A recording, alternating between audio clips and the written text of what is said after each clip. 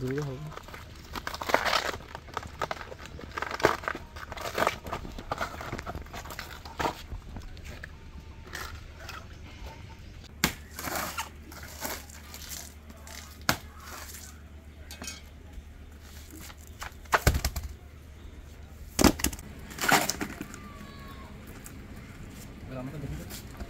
আমার অবস্থাটা দেখাচ্ছে কি হলো? মোজা জল পড়ছে গা দিয়ে টাপ টাপ করে।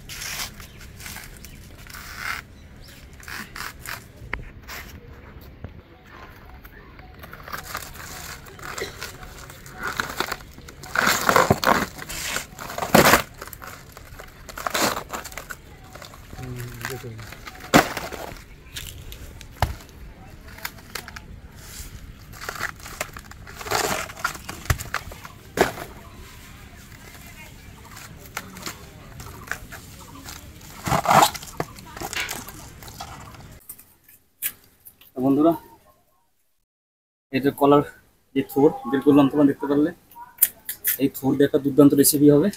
পুরো কচি থোর, দেখো পুরো কচি কচি কচি থোর দিয়ে একটা রেসিপি হবে। তোমরা ভিডিওটা প্রথম থেকে শেষ পর্যন্ত দেখো কেমন করে রেসিপিটা বানানো হচ্ছে। আর এখানে আছে এই যে দয়া কলা, এই দয়া কলা দিয়ে একটা মাছের রেসিপি হবে। দয়া কলা মাছের রেসিপি করলে দারুণ লাগে খেতে। আর আমার অবস্থা দেখতে হচ্ছে মোচা বলছি, থোর কাটতে গিয়ে আমার অবস্থা কি হলো।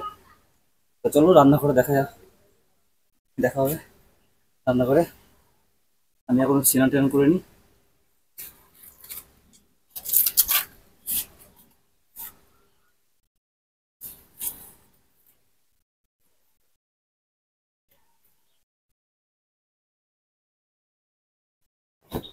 বন্ধুরা, তোমরা তো দেখতে পেলে তোমাদের দাদাভাই কত কষ্ট করে থোর বার করে নিয়ে আসলো। আর এই থোর দিয়ে দারুণ একটা রেসিপি তোমাদের সঙ্গে শেয়ার করবো। তো প্রথম থেকে শেষ অবধি দেখতে থাকো, আশা করি সবার খুব ভালো লাগবে। আর এই থোরটা আমি সুন্দর করে কেটে ছাড়িয়ে নেব।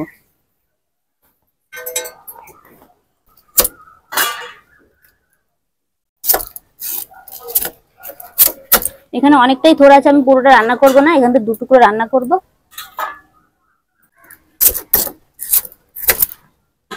এই যে থোরের খোসা ফেলিয়ে দেবো।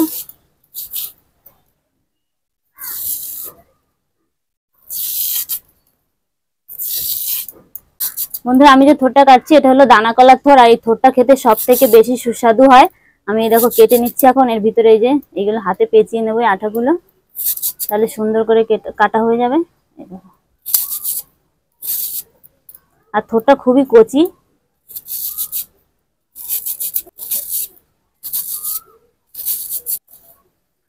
কেটে কেটে আমি জলের ভিতরে রেখে দেবো, তাহলে থোরটা আর কালো হবে না।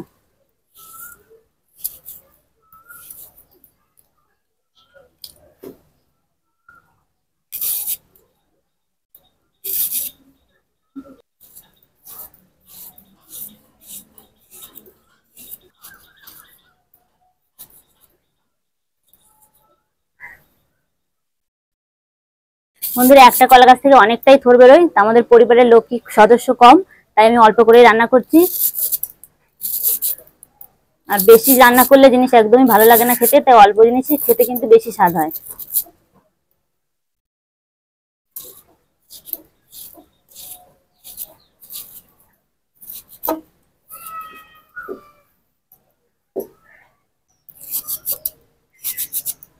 তো কতটা হয়েছে, এখন ভালো করে ধুয়ে পরিষ্কার করে নেব।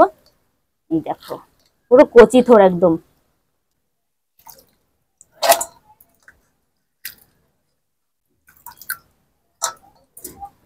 হলুদ গুঁড়ো, লবণ, এবার ভালো করে হাতের সাহায্যে চটকে চটকে মাখিয়ে নেব।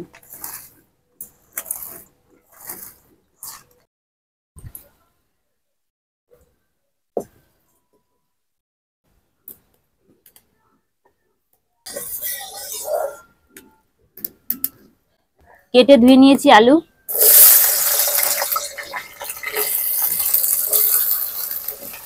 লবণ, হলুদ গুঁড়ো, আলুগুলো একটু ভেজে নেব। আগুন জ্বলছে কি দাউ দাউ করে। কিছুটা বড়ি ভেজে নেব।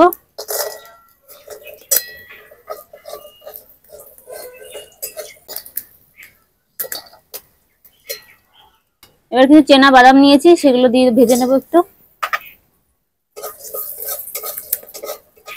বাদামগুলো ভাজাই ছিল না? হালকা ভাজা ছিল। ভাজা বাদাম কিনে নিচ্ছিল। বললাম দোকানে কাঁচা বাদাম দিতে, দিয়ে দিয়েছে ভাজা বাদাম।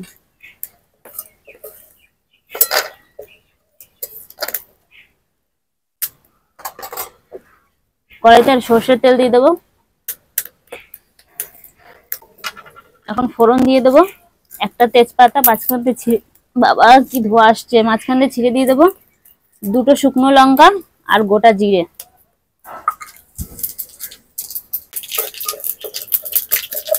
কুচানো পেঁয়াজ দিয়ে দেবো।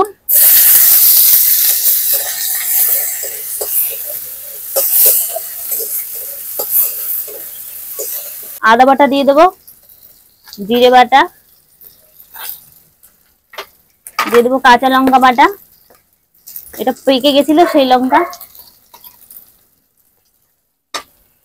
হলুদ গুঁড়ো, এবার দিয়ে দেবো স্বাদ মতো লবণ। মশলা খুব ভালো করে কষিয়ে নেব।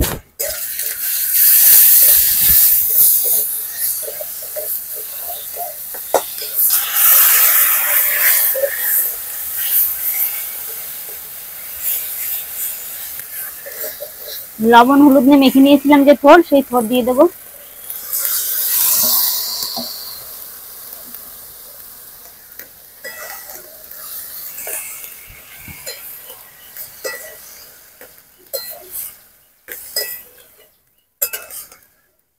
থোড় দিয়ে মশলার সঙ্গে খুব ভালো করে মেখে নিয়েছি।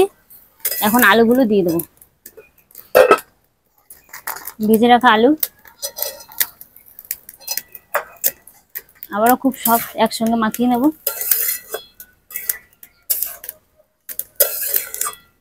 মিশিয়ে নিয়েছি, এখন একটু চাপা দিয়ে থোড় আর আলুটা খুব ভালো করে সিদ্ধ করে নেব। 5 মিনিট চাপা দিলেই হয়ে যাবে। 5 মিনিট হয়ে গেছে, চাপা খুলে নেব।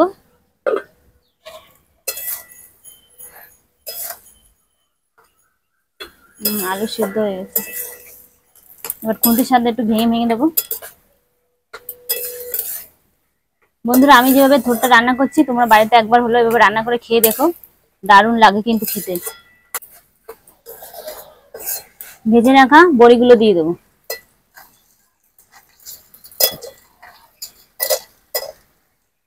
আবারও সব একসঙ্গে ভালো করে মিশিয়ে নেব।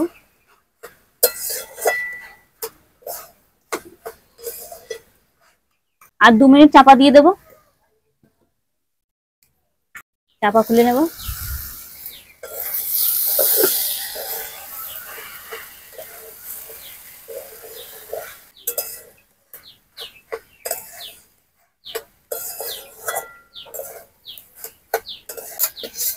ভেজে রাখা বাদাম,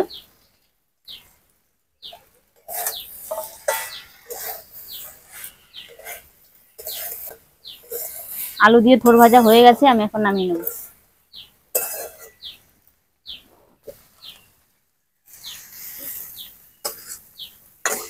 এক কড়াই থোড় ভাজা হয়েছে।